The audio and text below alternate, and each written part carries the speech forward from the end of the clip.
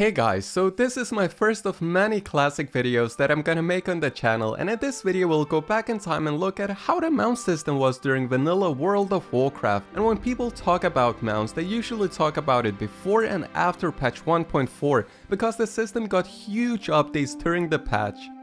So, in the early days of vanilla, you had to buy specific riding skills in order to use a mount. So, for example, a dwarf would need ram riding to ride a ram, and a human would need horse riding to ride a horse. However, this was changed pretty early on. And in patch 1.2, you could also use autoracial mounts as long as you were exalted with their capital city, which wasn't an easy task, and it was pretty impressive to see a dwarf ride on a horse. Now, the old mount prices before they changed them was 100 gold for a 60% speed mount and 1000 gold for a 100% speed mount, which was a lot of gold back then, and adjusting for the inflation prices, I would say it's about 5 to 600k gold in today's market. And considering that patch 1.4 got released pretty quickly, not a lot of people got their hands on the original epic mounts because they were quite expensive. I mean, I got my first epic mount towards the end of vanilla. However, in a later patch they changed how the system worked. So instead of it being a specific riding skill, it would now be a secondary skill instead. They also changed the prices, so you would have to pay 90 gold for the 60% riding skill and 10 gold for the mounts, and 900 gold for 100% riding skill, and the epic mount would cost you 100 gold, which meant that it was a lot easier to get multiple mounts